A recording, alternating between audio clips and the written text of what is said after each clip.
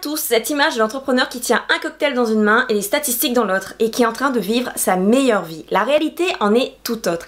Et aujourd'hui, je souhaitais te partager mon expérience en tant qu'entrepreneur, comment j'ai réussi à débloquer mon mindset et arrêter de penser comme une salariée. Salut, je m'appelle Jenny, je te souhaite la bienvenue sur ma chaîne YouTube destinée aux solopreneurs ou nouveaux entrepreneurs, qu'ils soient coach, créateurs de contenu ou consultants, qui veulent se lancer et ne savent pas par où commencer. Si tu désires avoir plus d'informations sur la création de contenu, les réseaux sociaux ou encore le monde de l'entrepreneuriat, abonne-toi à cette chaîne et clique sur la clochette pour être averti quand je sors une nouvelle vidéo. Je ne viens pas d'une famille d'entrepreneurs. J'ai vraiment un schéma très classique, à savoir travailler très bien à l'école, avoir son diplôme, avoir un boulot. J'étais plutôt théorie et je vous avoue que j'ai été complètement déboussolée quand je suis passée à la pratique. Certains événements font que ma vie a été complètement chamboulée. D'ailleurs, si tu veux une vidéo là-dessus, indique-le moi en commentaire. Et c'est ce qui m'a amenée à être entrepreneur, à faire mon premier pas dans le monde de l'entrepreneuriat.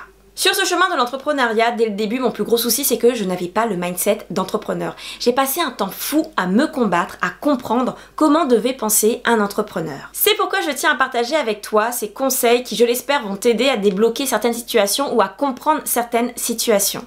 Avant de continuer, je tenais à préciser qu'il n'y a aucun mal à être salarié. Le plus important, c'est d'être heureux et d'aimer ce que l'on fait. S'entourer des gens du même mindset que toi. Mon souci dès le début, c'est de parler de mon projet à des gens qui sont autour de moi et qui n'étaient pas entrepreneurs et qui projetaient leur propre peur sur moi en me disant de faire attention à ci, de faire attention à ça. Le souci, c'est que quand tu es entouré de ce type de personnes, tu commences à penser comme eux et tu commences à avoir leurs peurs, des peurs que tu n'avais pas ou des peurs que tu avais qui se sont amplifiées et qui t'arrêtent d'avancer. Et tu ne comprends pas pourquoi les autres à côté arrivent à avancer et pourquoi toi, tu stagnes, pourquoi tu es arrêté.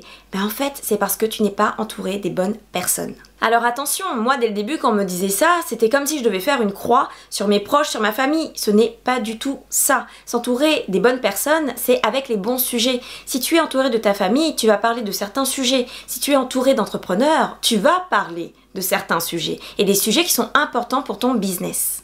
Et ça, je l'ai compris lorsque je suis partie à mon premier séminaire.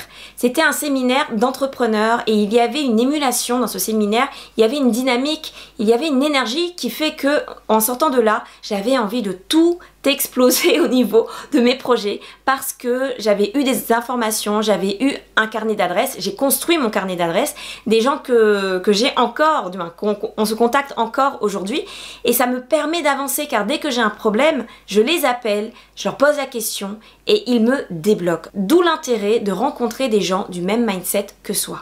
Le premier séminaire que j'ai eu, c'était un séminaire payant. Toutefois, aujourd'hui, il existe beaucoup de solutions gratuites. Il y a même des séminaires qui sont gratuits. Tu peux également aller dans des groupes Facebook, des groupes privés, tu demandes à t'inscrire et ils t'ouvrent la porte à un groupe d'entrepreneurs qui vont te débloquer certaines situations. Et tu vas également découvrir comment ils pensent et comment il faut penser face à certaines situations. S'éloigner des tâteurs de mindset.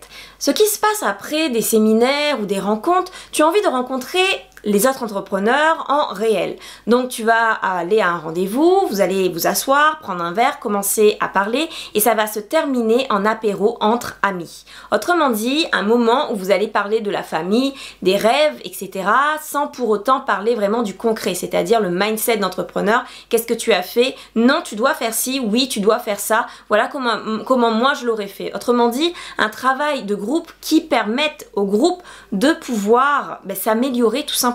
Ce qui se passe, c'est que tu remarqueras que beaucoup de personnes qui veulent être entrepreneurs n'ont pas forcément le mindset d'entrepreneur. Ils vont te dire que c'est difficile, que c'est impossible, qu'ils le feront une prochaine fois. Tu remarqueras également que ces personnes n'ont pas le sens du sacrifice. On va préférer son petit confort que le sens du sacrifice que doit avoir l'entrepreneur. Ces personnes, je les appelle des tâteurs de terrain, c'est-à-dire ils vont tâter le terrain, ils vont voir ce que toi tu as fait, ils vont attendre que tu fasses pour pouvoir savoir si c'est possible ou pas sans pour autant se lancer. Il faut t'éloigner de ces tâteurs de terrain puisqu'ils vont te baisser ton énergie et franchement, quand tu es lancé, ce sont des choses à éviter. Traîner, communiquer avec des entrepreneurs au mindset supérieur. Il t'arrivera forcément à un moment donné ou à un autre de rencontrer des entrepreneurs qui sont beaucoup plus avancés que toi. Tu sais, ces entrepreneurs qui sont en mode skyrocket sur une fusée, qui sont direction la lune ou encore les étoiles, et tu vas sentir comme un décalage. Quand cela m'est arrivé, je me suis sentie très intimidée et je m'étais dit que je n'allais pas poser mes questions de peur de paraître ridicule. Et c'était un tort. J'ai pu corriger le tir grâce aux nombreuses conférences auxquelles j'ai assisté, et quand il m'est arrivé de rencontrer quelqu'un qui est au mindset supérieur, j'ai osé, parce qu'il faut oser poser des questions, même si je parais ridicule, de poser des questions pour justement nous débloquer. Je ne te cache pas que tu rencontreras des gens avec qui tu as plus d'affinité et des gens avec qui tu as moins d'affinité. Garde bien en tête qu'on ait de l'argent ou pas, tu peux t'entendre avec quelqu'un comme tu peux ne pas t'entendre avec quelqu'un. Ce n'est pas grave, le plus important c'est d'oser, et le plus important c'est de trouver quelqu'un avec qui on a de l'affinité et qui peut, ne sait-on jamais, devenir un ami et pouvoir t'aider. Copier l'attitude de tes mentors. La première question qui peut venir en tête, c'est qu'est-ce qu'un mentor? Un mentor, c'est un exemple, c'est une personne qui a atteint un point. Tu es au point A, il est à un certain point B, un point que tu souhaites atteindre. Et pour atteindre ce point, si lui il a réussi, tu peux copier ses actions, tu peux copier son attitude, tu peux copier ses affirmations qui te permettent d'atteindre également ce point B.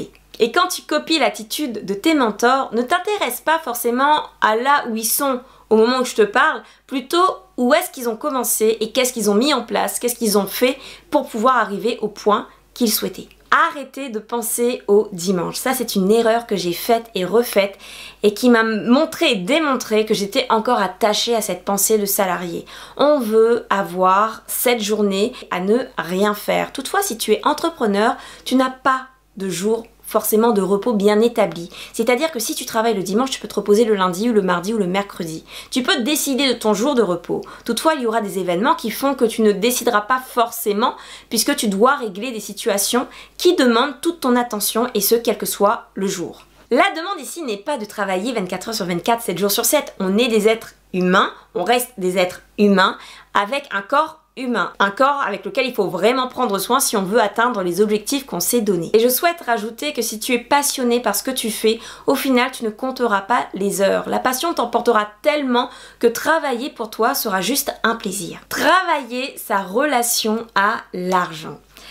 Ne venant pas d'une famille d'entrepreneurs, je n'ai pas le mindset, je n'ai pas de base le mindset d'entrepreneur. Et aussi, j'ai été élevée en ayant des idées, en ayant des fausses croyances qui font que j'ai dû combattre cela avant de comprendre ce que c'était la relation à l'argent. Il faut bien penser également qu'à l'école, au travail, nous n'avons pas forcément d'éducation par rapport à l'argent. Autant dire que si tu veux être entrepreneur, cette éducation-là, tu dois la faire tout seul. Est-ce qu'il faut en vouloir à ton entourage ? Pas du tout. Les choses font que tu es là où tu es et tu es fier d'être là où tu es, comme je le suis d'ailleurs, grâce au chemin que tu as parcouru. Et sache-le que tu peux être le guide de quelqu'un qui est comme toi avant. Maintenant, par rapport à la relation à l'argent, ce que je peux te dire, c'est que certains de tes mots, certaines de tes attitudes vont te trahir et vont te montrer que tu as un souci avec l'argent. Quand on débute, on se dit « je n'ai aucun souci avec l'argent. De toute façon, moi, je veux en avoir. Point barre. » Tu ne comprends pas que pour en avoir, il y a tout un travail derrière par rapport à cette relation que tu as. Il y a des choses qui sont ancrées en toi, au plus profond, et des fois, tu ne le sais pas. Et ce qui se passe, c'est que tu vas te retrouver dans des situations où tu vas devoir demander de l'argent, parce qu'on te doit de l'argent, tu vas devoir appeler des gens, tu vas devoir vendre, et tu vas te rendre compte que tu n'y arrives pas. Et là, tu vas te rendre compte que tu as un souci qu'il va falloir régler. Travaille ta relation à l'argent. Apprendre à dire non à de superbes occasions. Quand tu commences à avoir du succès, tout vient en vague. C'est incroyable. Autant avant, t'entends les criquets chanter, c'est le désert, tu ne vois rien, il n'y a rien qui est proposé.